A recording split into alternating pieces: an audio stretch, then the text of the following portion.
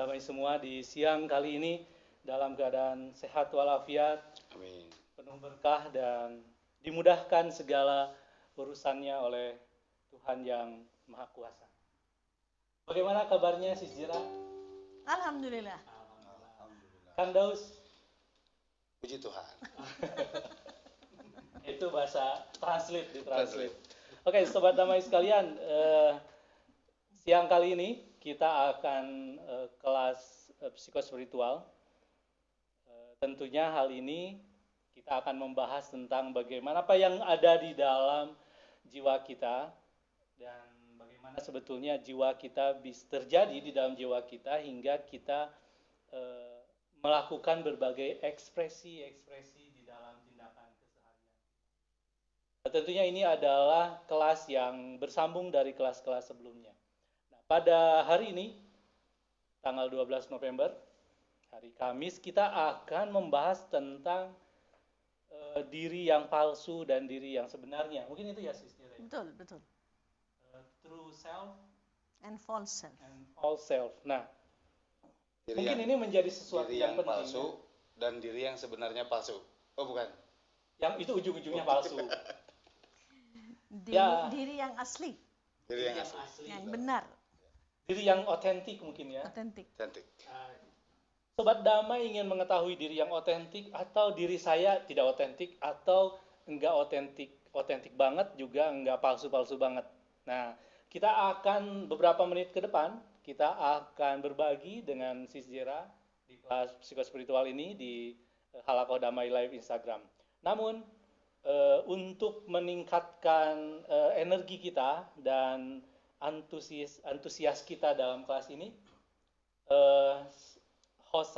kita berdua ini sebagai host, Kang Daus akan mengajak kita untuk bernyanyi. Entah nyanyi apa, tapi kita selalu senang jika Kang Firdaus Hadi dari Kemuji Indonesia bisa berbagi tentang pesan-pesan dari lagu yang akan beliau nyanyikan pada siang kali ini. Silahkan Kang Daus ceritain mau nyanyi apa Sis? Saya nggak ngajak nyanyi, tapi saya nyanyi sendiri. Saya ngajak yang lain ngedengerin saya nyanyi. Bagus. Ini lagunya nanti diterjemahin oleh Suster Jera. Soalnya lagunya bahasa Inggris. Oke. Ini lagunya Cat Stevens, judulnya Don't Be Shy. Artinya apa tuh Suster Jera? Jangan malu. Oh, jangan malu. Jangan malu, biar lebih otentik. Oke?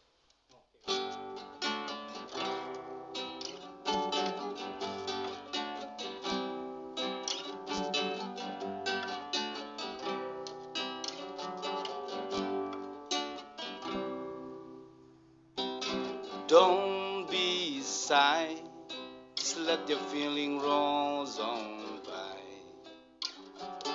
Don't wear fear, or nobody will know you're there. Just lift your head and let your feeling out instead. And don't be shy, just let your feeling roll on by. On by, on by, on by, on by, on by, on by.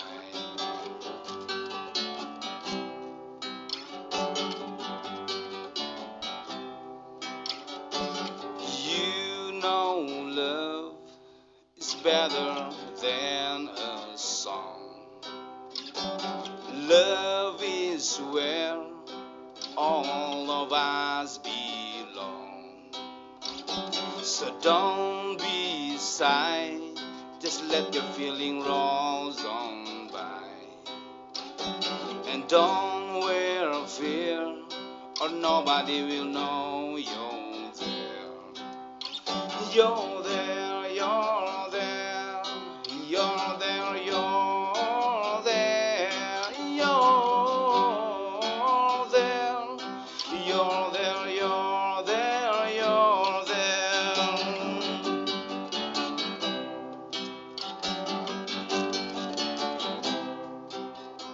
So don't be shy, just let your feeling roll on by. nobody will know you're there. Just lift your head and let your feeling out instead. And don't be shy, just let your feeling roll on by, on by, on by, on by, on by, on by, on by.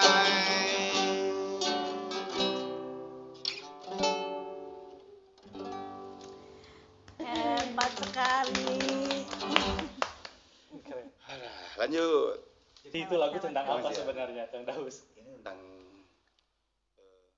tentang cinta, tentang jangan banyak lah nih, bebas, agak abstrak, tafsirannya bisa kemana-mana. Oke. Tapi kalau dari judulnya berarti jangan malu Jangan gitu ya. malu. Jangan malu, jangan ada yang ditahan-tahan, lepasin aja, biar lebih natural, biar lebih otentik, biar nggak dibuat-buat. Oke. Terima kasih Kang Iya, Daus dari betul. Komuji Indonesia. Oke, Sis Jira. Bagaimana dengan diri otentik dan jangan malu-malu Bagaimana? atau dengan diri yang palsu? Silahkan Sis Jira untuk berapa menit ke depan. Silakan. Oke.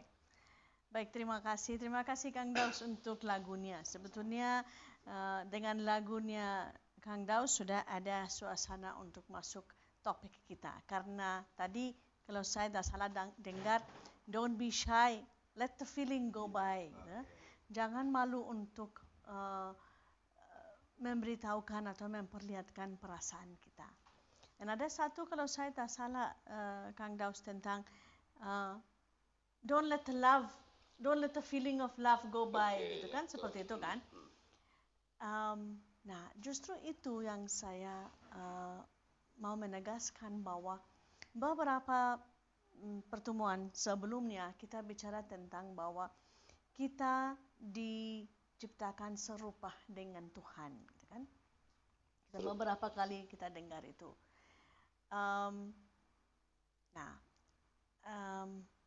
Saya mau kembali ke bayinya Kang Zia.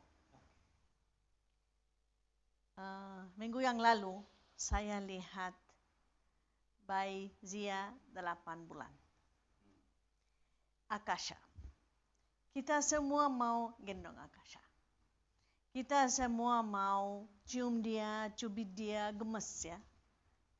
Tidak ada satu orang pun katakan bahwa saya bosan lihat anak itu. Kenapa? Karena anak itu hubung erat dengan pure being, dengan Tuhan. Sangat dekat dengan Tuhan. Nah, mungkin saya mau dengan ini kasih tahu sama Sobat Damai satu cerita.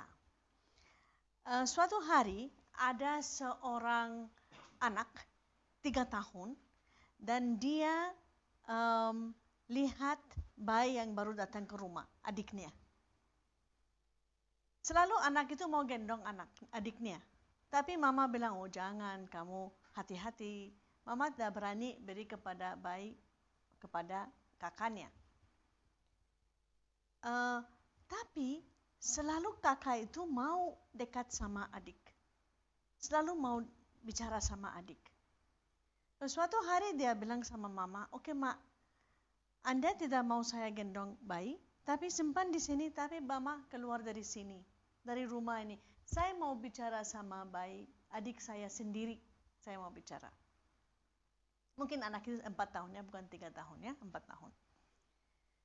So mama penasaran, mama tinggalkan kakak dan adik di kamarnya dan mama keluar. Mama penasaran. Dan mama dengar apa yang kakak bicara sama adik. Dan kakak bilang sama adik, Dek, Anda baru datang dari surga kan? Kasih tahu sama saya surga itu bagaimana. Kasih tahu sama saya Tuhan itu bagaimana. Nah, ini true self. True self itu ada connection dengan Tuhan yang sangat erat. Pure being. Kita semua lahir dengan true self. True self itu dihuni oleh Tuhan. Bukan benar atau salah, tetapi connection atau tidak. Dalam bahasa Inggris, bukan not correct, tapi connect. Ya. Jadi ini true self. True self itu serupa dengan Tuhan, di mana kita punya kasih, di mana kita punya kebahagiaan, di mana kita punya harapan, di mana kita punya murah hati, semua ada dalam diri kita. Semua nilai-nilai yang kita bicara, semua virtue yang kita bicara, kebebasan, ini semua dalam true self kita. Tapi sayangnya, jadi kalau kita lihat lingkarannya, ini lingkaran Tuhan dan true self sudah ada di dalam ini. Tapi sambil berkembang, kita true self itu mulai geser, mulai keluar dari Tuhan, mulai disconnect. Ya, ada putus dari Tuhan. Dan karena kita hidup dalam dunia yang cukup jauh dari Tuhan, ini menjadi biasa.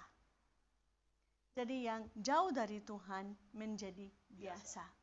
Dan jauh dari Tuhan itu, dari true self itu, is your false self. Jadi kalau orang bilang, kamu teriak-teriak, oh ini keasliannya keluar. No, ini kepalsuannya keluar. Karena keasliannya bahagia, damai, murah hati, bebas. Ini our true self. Paham? Jadi karena kita hidup dalam dunia yang sangat biasa dengan korupsi, dengan bohong, dengan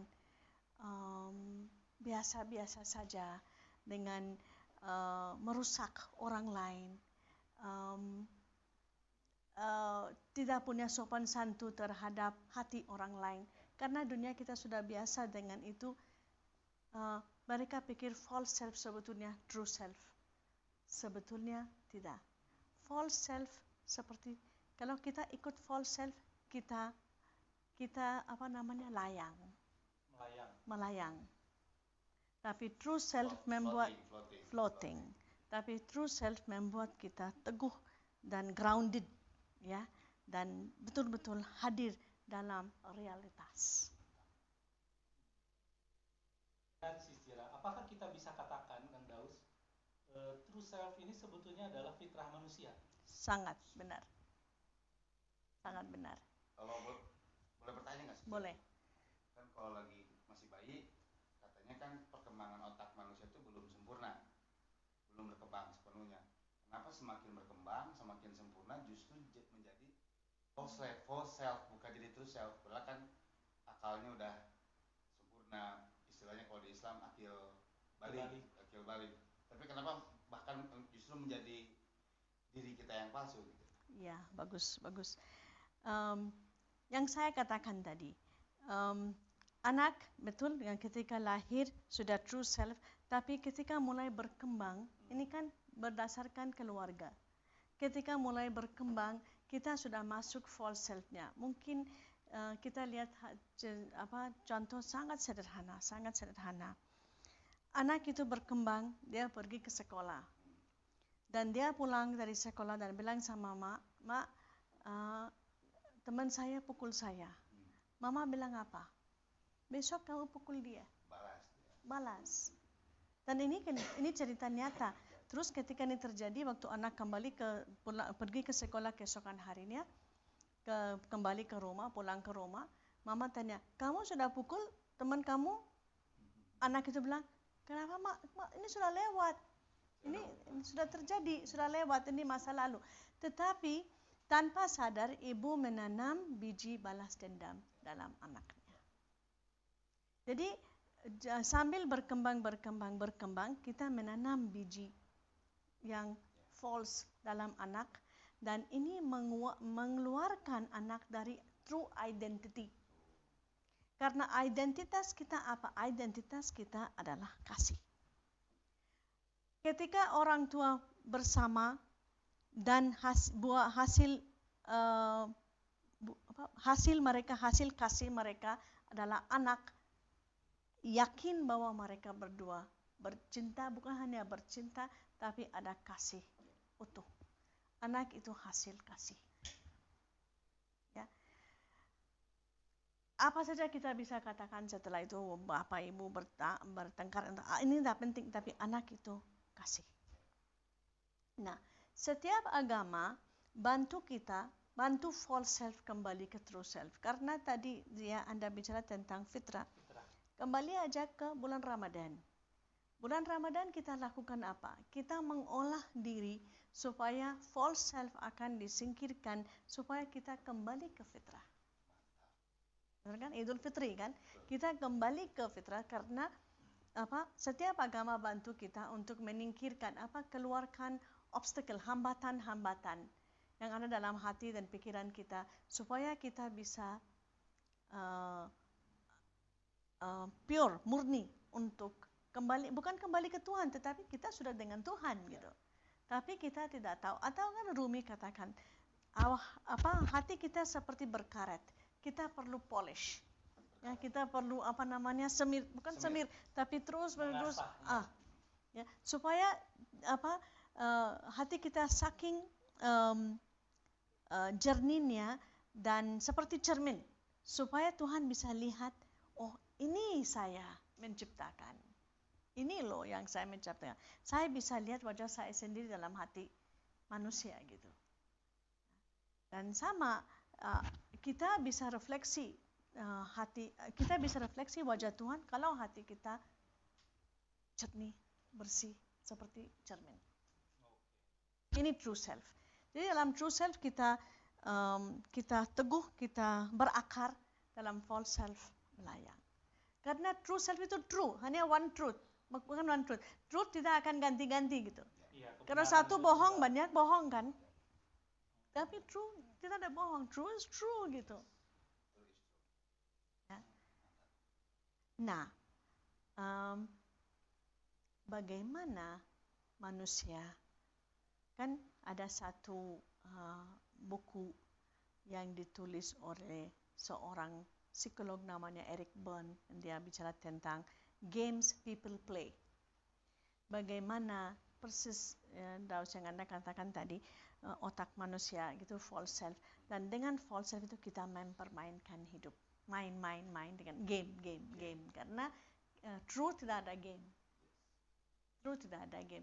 Akasha nangis, sedih, bahagia, mau nangis, mau lapar gitu kan. Dia tidak main-main gitu. Tapi kalau false self mempermainkan games people play. Nah, dalam games people play itu kembali lagi ada seorang psikolog namanya Karpman, dan dia bicara ini dengan cara yang sangat sederhana. Dia katakan kalau ini hidup, ini kehadiran, presence, and ini drama. Ini yang saya katakan games. Game, ini kan drama. Dalam drama ada, dan bagaimana manusia lebih gampang pergi ke drama daripada pergi ke presence. Ya. Nah, dalam drama ada, kalau kita lihat segitiga, kita lihat manusia itu tidak mau ambil tanggung jawab. Tidak mau ambil tanggung jawab. Lihat aja orang yang mengeluh. Ya, kalau orang mengeluh, Anda perlu tahu bahwa orang itu tidak mau ambil tanggung jawab.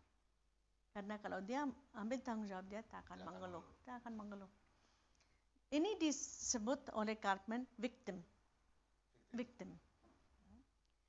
Nah, kalau saya menjadi victim, relationship-nya misalnya, kalau misalnya sekarang ya kita bertiga, kita teman, ya, ini relationship, kita teman. Jadi equal relationship, kamu teman, saya teman, Anda teman gitu kan. Untuk anak Anda, relationship-nya karena dia anak, Anda menjadi bapak. Ini kan relationship ya. Untuk istri karena Anda suaminya, gini, ada relationship. Jadi victim juga cari relationship.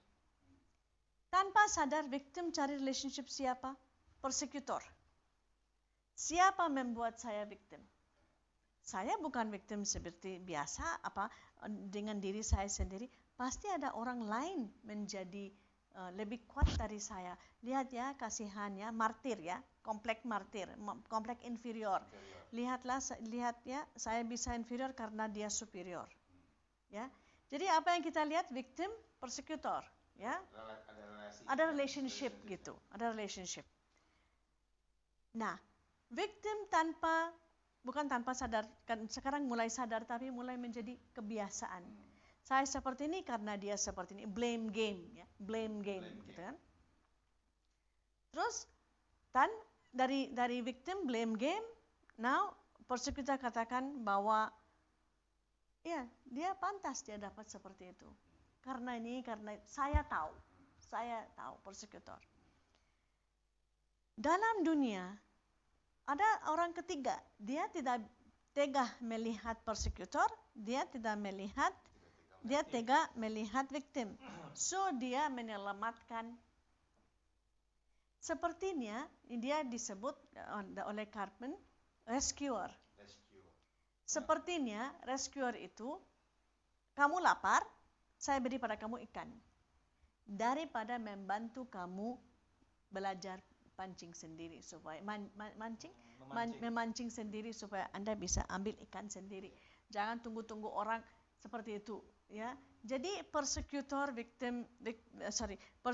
rescuer victim menjadi relationship blame, menjadi relationship saling bersandar. Tidak ada orang mandiri. Tapi itu tiga-tiganya negatif. Tiga-tiganya negatif.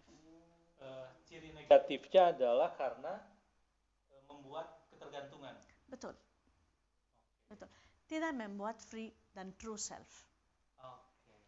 Ini menegaskan, saya kasih tahu ini hanya untuk memberitahukan kepada kita semua, termasuk sobat damai, bahwa bagaimana dalam hidup kita tanpa sadar kita menegaskan, menggarisbawahi, ambil biasa false self. Dan ada banyak orang yang berperan dalam false self. Dan kadang-kadang kita juga menjadi rescuer. Ya. Ada satu cerita. Ceritanya ada rescuer. Penyelamat ya. Penyelamat.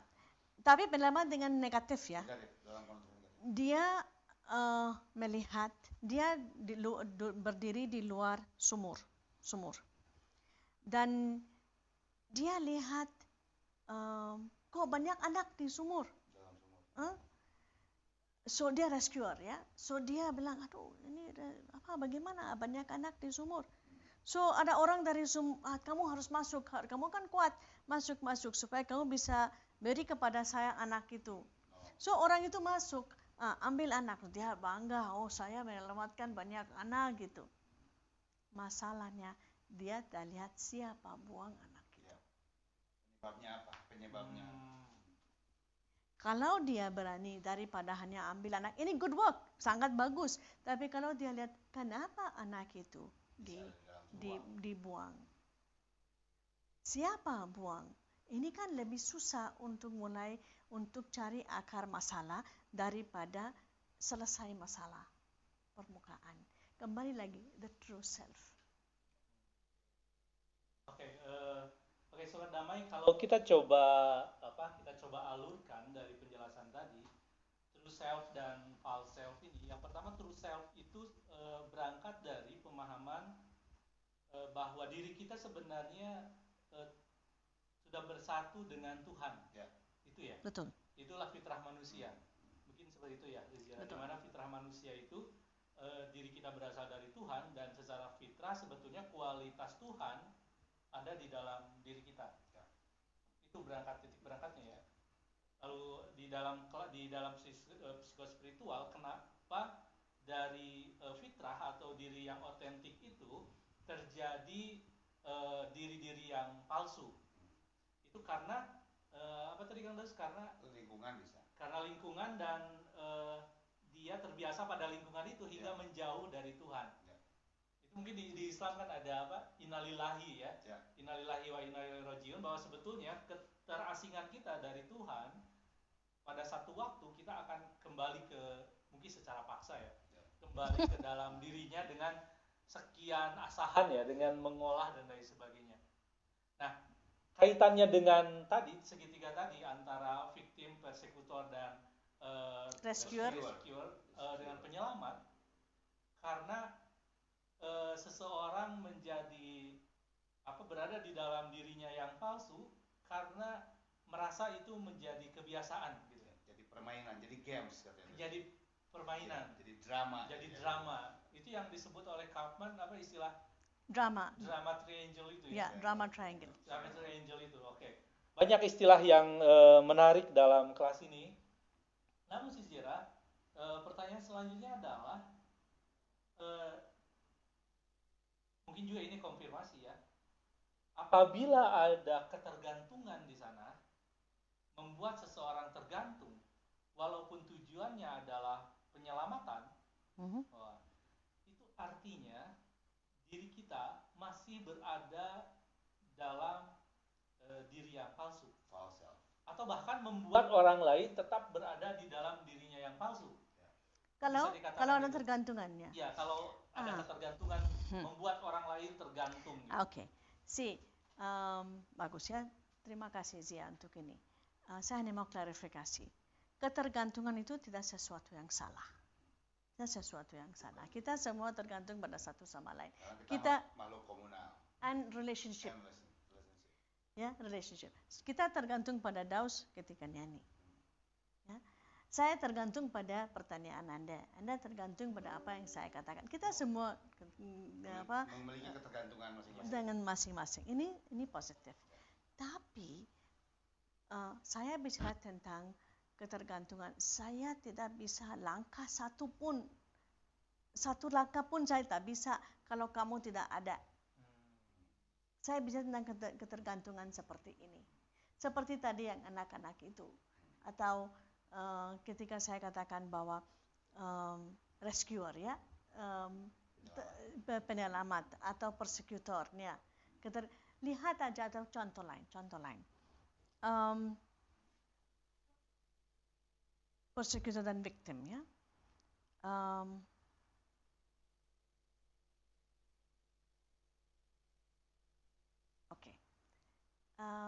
Saya akan masuk ke wilayah pelecehan seksual. Ada ibu kehilangan suaminya mati. Dia punya misalnya 5 anak. Semuanya kecil-kecil. Ada seseorang bantu ibu. Ibu senang karena dia dibantu oleh orang itu. Orang itu ada pelecehan seksual dengan anak-anaknya. Ibu tidak tahu. Persekutor katakan bahwa pada anak-anak, kalau kamu katakan sama mama, saya akan bunuh mama. Ini ketergantungan sudah mulai terjadi. Seperti itu saya cerita. Dan bahkan waktu anak itu menjadi lebih tua dan berkembang, dia menjaga rahasia yang tidak benar. Dia menjaga rahasia karena dia mau orang itu tetap membantu ibunya. Karena dia mencintai ibunya. Now, ini satu cerita. Mungkin ibu ya ini bisa bicara lebih banyak tentang ini. Kalau ini kan trap. Jebakan. Kalau ini terjadi, saya trap, saya terjebak, saya tergantung. Saya bicara tentang ketergantungan seperti itu. Nah, persekutor persis lakukan ini sama victimnya.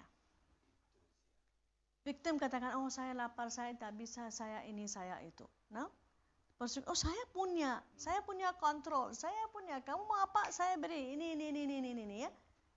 Nah, bukan saya, jangan salah bahwa beri salah. Enggak. Tetapi motivasinya apa tadi yang kamu katakan di belakang, motifnya apa? Sejarah, jadi ada pertanyaan. Kan si orang itu dia berperilaku sebagai rescuer, seolah sebagai rescuer kepada si ibu yang 5 anak ini. Dia melakukan sekaligus persekutor. Oh, jadi itu dia double ya? Dua peran. Dua peran dia mainkan sekaligus ya. Itu yang saya mau tanyain tadi. Udah terjawab. Jadi pertanyaannya adalah udah terjawab. Jadi satu individu itu bisa memerankan 2 peran atau 3 peran sekaligus. Ini contoh persis false self. Yes. 2 kali lipat. Persekutor dan dia mau rescuer persekutornya. Mau menutup. Ya. Karena dia tetap victim. Kayak itu kayak dramaturgi gitu ya. Yang dinampakkan sebagai penolong padahal dia persekutor gitu. Ya. Tapi ada kabar baik. Yes. Jangan tinggal di sini. 3 hal ini, jangan tinggal di drama triangle. Tinggal di presence triangle, kembali ke true self. Kembali ke presence. Presence, kehadiran. Ketika Anda dan saya yakin bahwa saya kok tidak sendirian ya, saya punya Tuhan. Saya punya sesuatu yang lebih luas, lebih besar dari saya. Saya diciptakan oleh Tuhan. Saya co-creator. Khalifah. Saya kreator. Victim itu menjadi kreator. Kreator. Maksudnya saya menciptakan hidup saya sendiri. Saya tidak akan buat orang lain membungkam, membuat saya menekankan saya atau membuat saya membungkam, tutup mulut. Tidak. Ya, saya kreator. Ketika saya victim menjadi kreator. Kalau saya kreator dan saya akan dapat bukan persekutor, relationship-nya coach. Saya akan coach, saya akan bantu kamu supaya kamu menjadi kreator. Ini terjadi di sini. Kita bantu satu sama lain untuk coach, untuk create siapa diri kita. Rescuer sedangkan menjadi challenger. 3C. Creator, coach, challenger. Challenger itu? Nanti saya lupa itu. Challenger itu adalah Rescuer, menantang. Dalam pengertian apa menantang? Menantang. Menguji atau? No. Bagus. Kita actual self. Yes, actual self. Tapi kita punya potensi. Kembali ke anak-anak kalian ya. 12 tahun, 7 tahun, 8 bulan. Ini actual self. Tapi kamu bisa lihat dalam anak kamu yang 12 tahun, dia bisa menjadi guru. Contoh, ini potensi. Jadi kita punya potensi. Dan challenger itu sebetulnya kerja keras. Karena challenger tidak akan biarkan dirimu menjadi pling-plang. Dia akan bantu Anda menjadi seseorang yang betul kreator dan membantu diri menjadi sungguh-sungguh diri sendiri yang Tuhan mau kamu menjadi.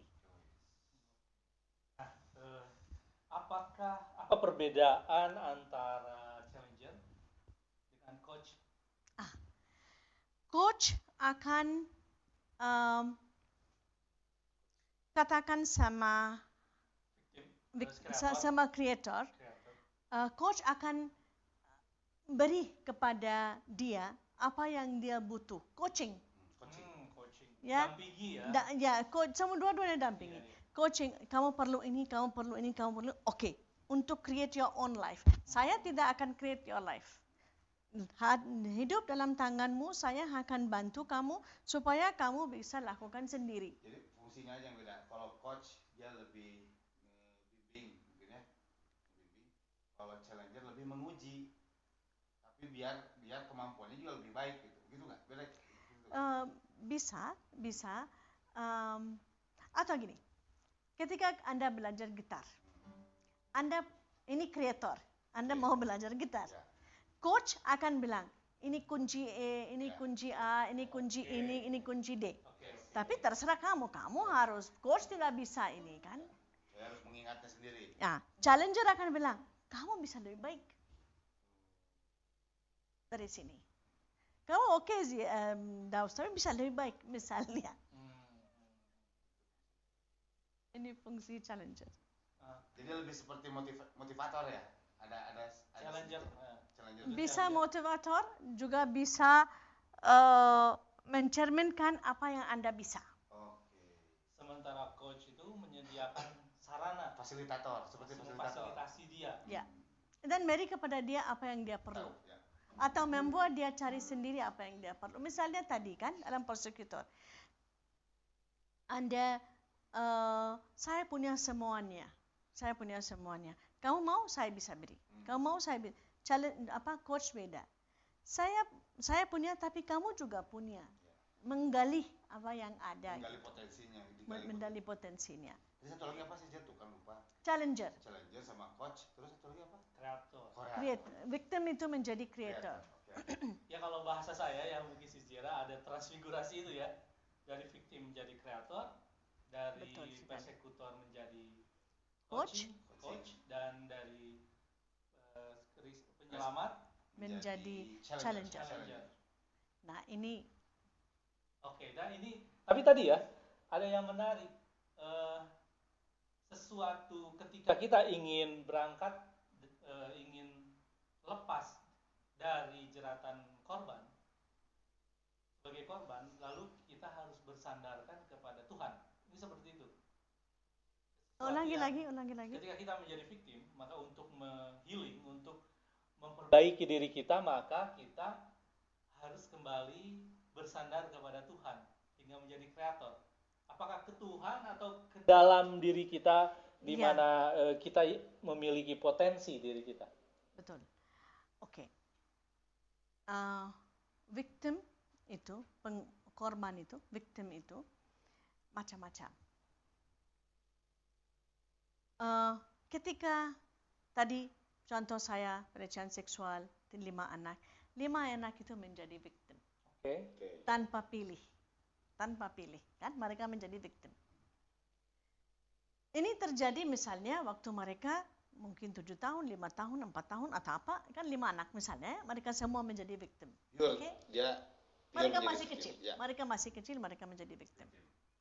Now mereka tua. Kalau mereka bilang, saya tak bisa lakukan apa-apa karena ini terjadi pada saya waktu saya 5 tahun. Dan mereka pilih untuk menjadi victim. Untuk tinggal sebagai victim. Tetap bertahan menjadi victim. Tetap bertahan. Betul. Tapi memang ini proses yang tidak segampang yang saya bicara. Karena ini masuklah penyembuhan luka batin. Trauma. Istilah baru lagi. Penyembuhan luka batin. Dan untuk ini ada penyembuhan masa lalu. Memori masa lalu. Healing of past memory. Oke. Saya ingin konfirmasi, ada istilah yang saya temui tentang clearing the past. Apakah ada kaitannya itu dengan memaafkan masa lalu, dengan penyembuhan luka batin di masa lalu? Apakah itu hal yang sama sebenarnya? Clearing the past. Cuma beda istilah aja. Mungkin sama. Saya hanya mau katakan bahwa saya kurang tahu istilah clearing itu apa, tapi saya hanya mau konfirmasi bahwa healing ada unsur pengampunan, forgiveness, pengampunan dan mengampuni, forgiveness. Nah, saya kurang tahu clearing the past punya forgiveness atau tidak, saya kurang tahu. Tapi kalau healing akan terjadi kalau saya mengampuni. Forgiveness. Forgive myself karena saya salah ya, kenapa ya saya lakukan ini. Forgive myself, forgive others, juga forgive reality. Forgive God. Karena apa? Karena kita mau Tuhan seperti yang kita punya image. Seringkali Tuhan tidak sesuai image saya. Jadi memaafkan diri saya. Saya mau realitas perfect. Tidak mungkin. Saya memaafkan realitas karena realitas tidak perfect lagi. Gitu. Jadi ini kalau pakai di istilahnya apa? lebih ridho, lebih menerima apa yang sudah terjadi. Ikhlas juga bisa, istilahnya kalau di Arab kan ada ridho, ada ikhlas gitu. Kalau ikhlas, dia menolong apapun lah, melakukan pertolongan tanpa pamrih, tanpa motif-motif yang lain. Itu ridho dan ikhlas. Mungkin kalau istilah Arabnya seperti itu. Ya, ya. Bisa juga kan ada salah satu doa ya di dalam Islam. Innaka afuwun tuhibul afwa fa'fu anni. Memang memaafkan ini menjadi hal yang tidak mudah, namun memaafkan seringkali muncul dalam proses transisi atau sebut saya baru menemukan membacanya, yaitu transfigurasi seorang, di mana figurnya dirinya masa lalu setelah sebagai victim, lalu kemudian ketika dia mau menjadi kreator, pasti ada proses yang berat di mana memaafkan itu menjadi bagian yang harus dilalui. Ya. Karena ini kaitannya dengan masa lalu dia. Dan kata si Jera tadi, Sobat Damai, memaafkan itu bukan hanya sekedar memaafkan diri kita. Atau istilahnya, masa lalu itu, pada saat itu, itulah yang terbaik yang bisa kita lakukan. Walaupun mungkin tidak sesuai harapan, tapi kita harus bisa memaafkan diri kita bahwa di level atau di kemampuan pada masa lalu itu, itulah kemampuan kita yang terbaik yang bisa kita lakukan. Lalu kemudian tadi si Jera menyatakan bahwa bukan juga diri sendiri saja, kita harus memaafkan orang lain. Lebih dari itu, kita memaafkan realitas. Karena seringkali kita mungkin pada fase tertentu, karena permintaannya terlalu banyak, ibadah juga nggak baik-baik amat, maka kita harus memaafkan realitas yang terjadi. Mungkin seperti itu ya. Betul. Oke, banyak istilah-istilah baru di dalam psikospiritual, di mana agar kita kembali ke diri kita yang otentik dan kita mencoba mengetahui sejauh mana sebetulnya kepalsuan diri kita. Nah, mungkin beberapa hal tadi bisa Sobat Damai catat tentunya ya. Saya udah beyond palsu. Udah KW keberapa maksudnya? Mungkin ada pertanyaan Kang Daus? Baliknya komen luar biasa pembahasannya. Belum ada yang bertanya. Siapa aja yang nonton kali ini? Ini ada Abdul Bait. Terus siapa ini pengguna 69? Ignatius juga ada Bapak Ignatius. Terus ada Kang Doni Pratiwa. Oh, ini main bass. Jadi yang nonton itu Kang Doninya atau bassnya? Kayaknya pemainnya. Oh, pemainnya. Ini basis. Masih belum kembali otentik. Basis Muhammadiyah dan basis NU. Ya, salam buat Kang Doni. Terus Salam buat Pak Mas Komuji Ignatius juga. Komuji nggak tahu siapa yang lagi nonton di Komuji. Terus Ruhi Ataki. Oh, salam sama Ruhi dan sahabat Riksa. semoga Riksa Ruhi ini. kembali ke dirinya yang otentik. Al-Fatihah. Dia sudah otentik. Begitupun pula kakakku katanya gitu. Kata Ruhi. Oh, kita selesaikan urusan keluarga di belakang. Oke. Jadi kita ada waktu 8 menit. Oke. Kemudian Sambil siap-siap lagu ya. Lagu. Saya kangen dengan Society itu. Jangan. Saya udah lama nggak nyanyi Society. lagu tentang cinta sebenarnya gitu. Oke, sambil True love, true love. Sambil mempersiapkan ya Kang Daus, kita akan coba bertanya ke Sis Jera. Yang lagu yang otentik aja.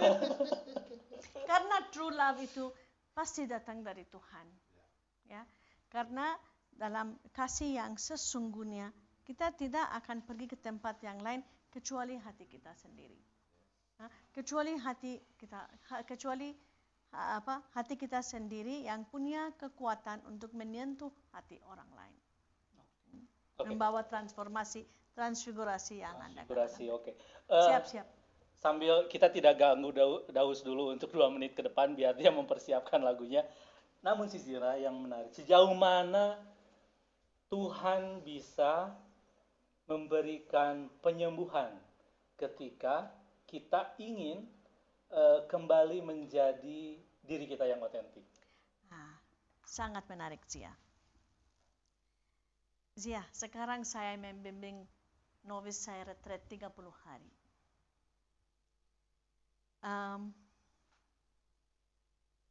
Bukan saya membimbing, Tuhan membimbing, Roh Kudus, ya, Roh Tuhan membimbing mereka.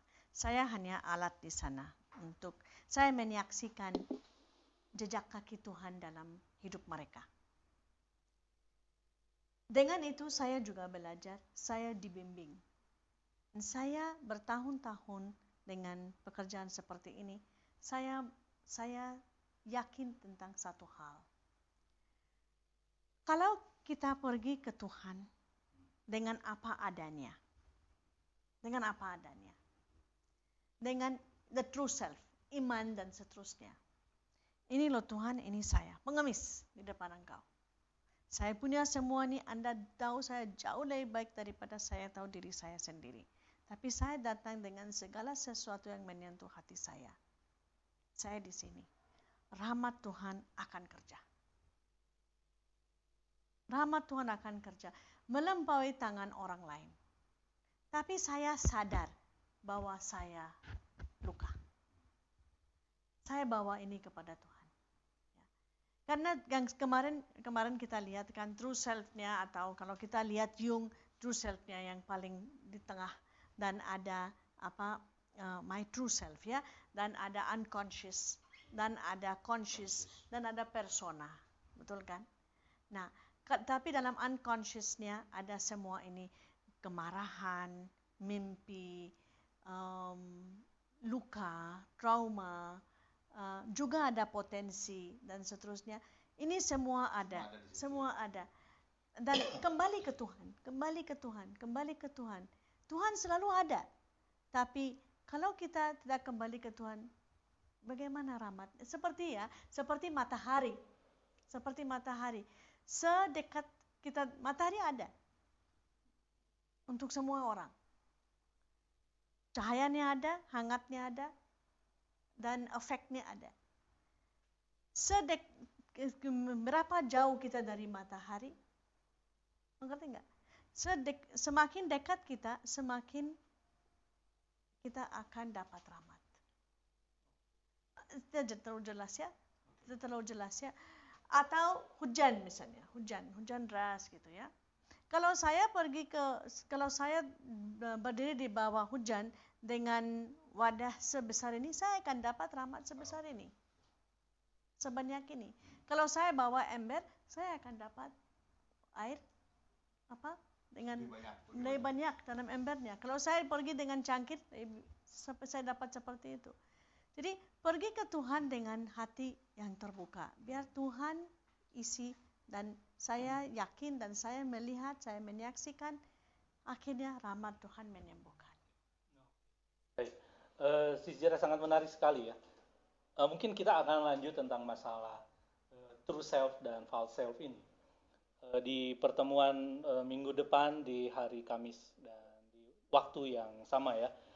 Karena ini sangat menarik sekali untuk agar kita memiliki pengetahuan, sekaligus juga tentunya keterampilan dalam menghayati dan memaknai kehidupan kita saat ini, agar kita selalu kembali ke diri kita yang sebenarnya.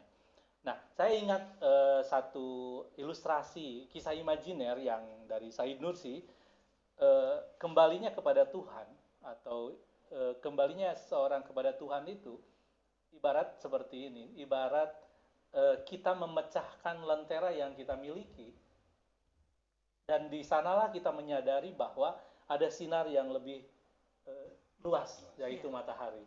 Hingga Syed Nursi mengatakan, saya baru menyadari ketika saya memecahkan lentera itu seperti saya mengklik saklar, di mana cahaya yang lebih luas dari lentera itu menyerap ke dalam dirinya.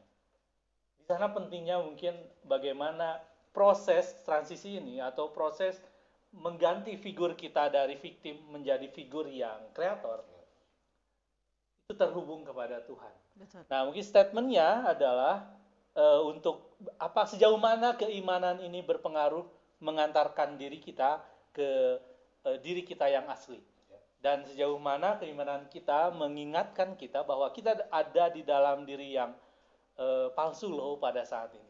Nah, itu akan kita jawab pada pertemuan selanjutnya. Sekarang silakan. Kita tutup. Silakan Kang Daus. Daus, ini request. Saya belum dapat ilham. Saya butuh society sebenarnya. Oke, silakan Kang Daus. Dan selamat menikmati Sobat Damai.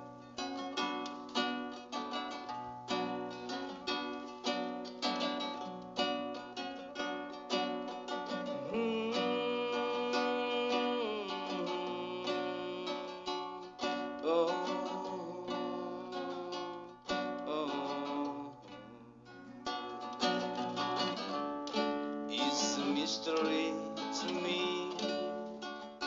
We have agreed, which we have agreed, and you think you have to want more than you need. Until you have it all, you won't be free. Society, you're crazy breed. I hope you're not lonely without me.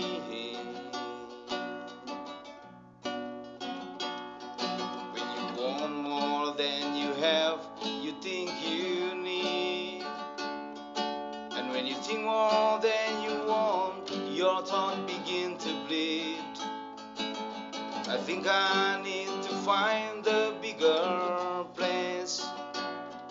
Cause when you have more than you think, you need more space. Society, you're crazy breed. I hope you're not lonely without me. Society, crazy indeed. I hope you're not lonely without me. There's those thinking more or less is more. But if less is more, how you keeping score? Means for every point to make your level drops. Kinda like starting from the top. You can't do this. Society, you're crazy breed. I hope you're not lonely without me. Society, crazy indeed. I hope you're not lonely without me. Society, have mercy on me. I hope you're not angry if I disagree. Society, crazy indeed. I hope you're not lonely without me.